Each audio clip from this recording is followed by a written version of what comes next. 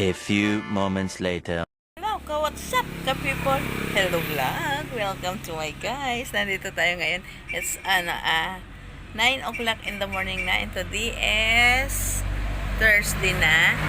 At ngayon ginagawa natin yung kinuha nating bulaklak ng water lily. Actually yung ano lang yung puno ang ginugulay pala, hindi yung flower niya talaga.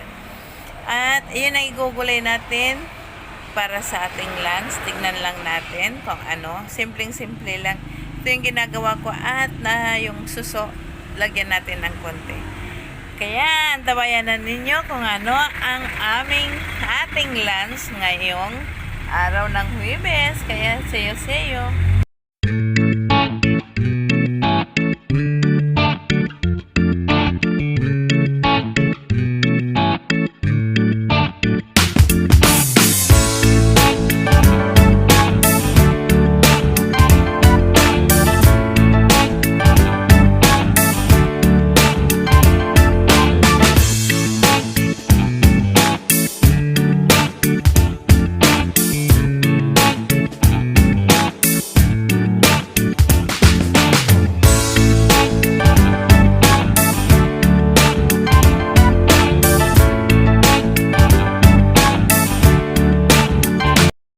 I-prepare yung ating lunch ngayon. Ipapakita ko lang sa inyo. Hindi ko na ipinakita kung paano yung proseso ng paglilinis ng ng shell, which is sa Tagalog ito ay suso. Diba?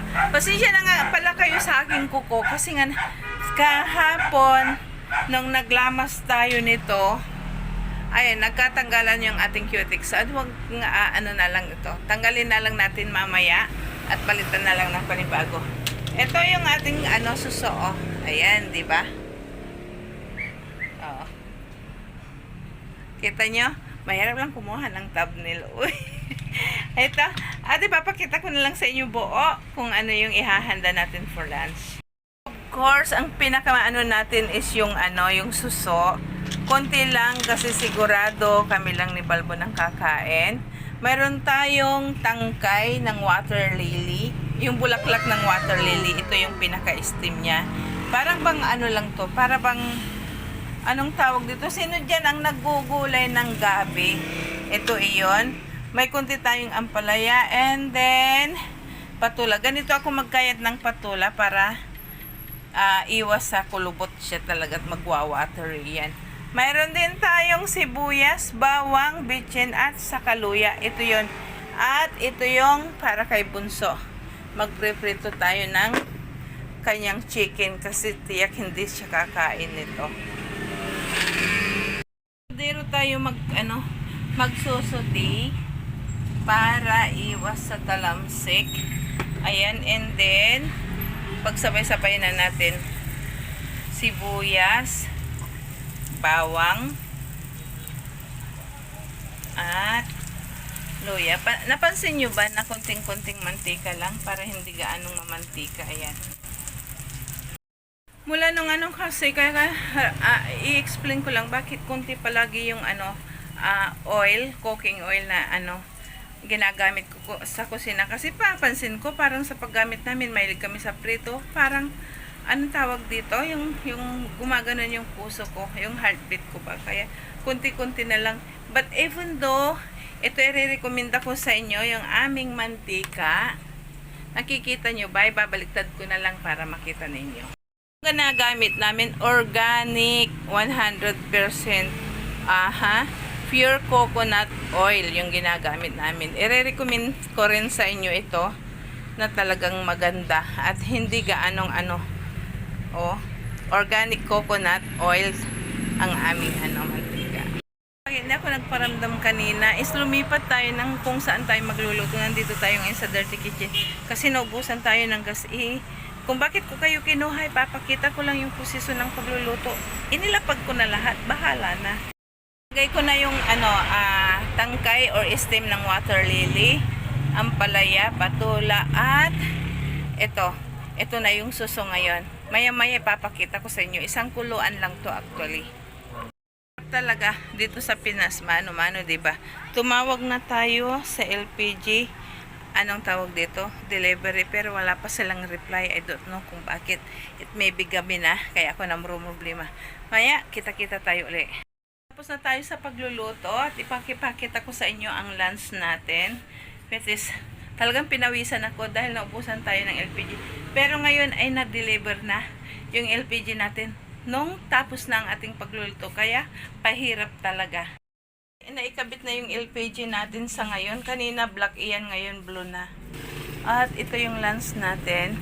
Nakikita ninyo, andyan si tangkay ng water lily. May patula tayo. And then, siyempre, ang pinaka-main dish natin is suso. At hinalo-nalo natin ng chicken. Ayan pa.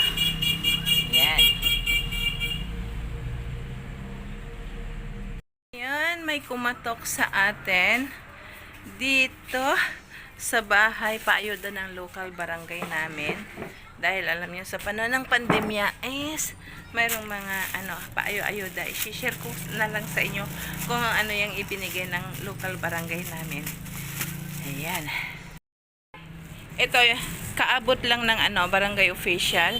Mayroon tayong 2 mega sardines. And then 2 noodles. Pangalan niya ay Homie the Good Noodles daw. Tingnan natin. Ayan. Mayroon tayong 2 sardinas, 2 homie, and then it takes, dito nga sa Pilipinas, kapag may bigas, ligtas.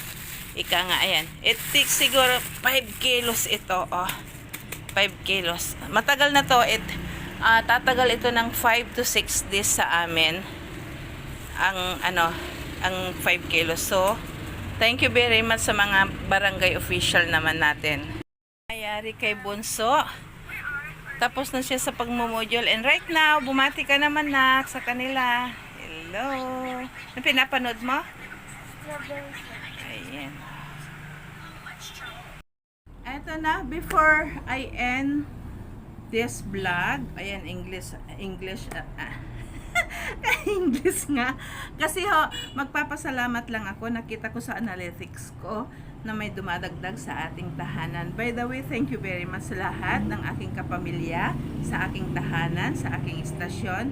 At syempre, nangunguna ang Pilipinas. Salamat po sa panonood sa akin. Shout out sa inyo. Hindi ko maisesa kung sino man kayo. Dahil, kung magpaparamdam kayo sa comment box, masya-shout out ko kayo. Pero, mahal na mahal ko po kayo at bahagi po kayo sa aming tahanan. And secondly is India. Shout out to all my brothers and sisters to India. I saw all of you guys in my analytics, and thank you very much for supporting my channel. Ayan, my mom, she's fooling my eyes. Ayan. I have a teary-eyed right now. Thank you very much for watching my video to all brothers and sisters in India. Thank you and shout out all of you. And secondly is USA. Mag-i-English tayo, pero sana mapanood ninyo ito at maintindihan. Maraming salamat sa mga kaibigan natin sa USA na sumusubaybay sa mga videos natin. And also to Pakistan, thank you very much sa kaibigan natin sa Pakistan, brother and sister to all Pakistan. Thank you very much for watching, for viewing my vlog, and I do my best to improve my videos for all of you guys.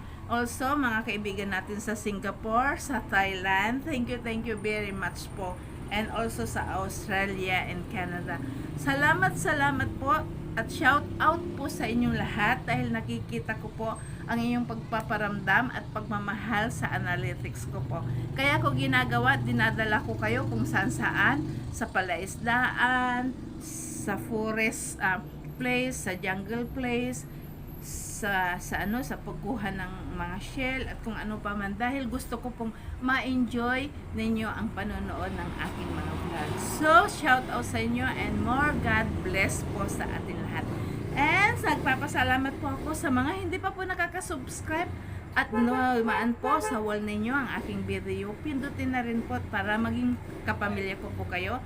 At palagi po kayong ma-updated sa mga i-vlog ko pag pinindot ninyo ang pula sa inyong harapan. Kaya, bye-bye for now! See you in our next vlog. Bye-bye!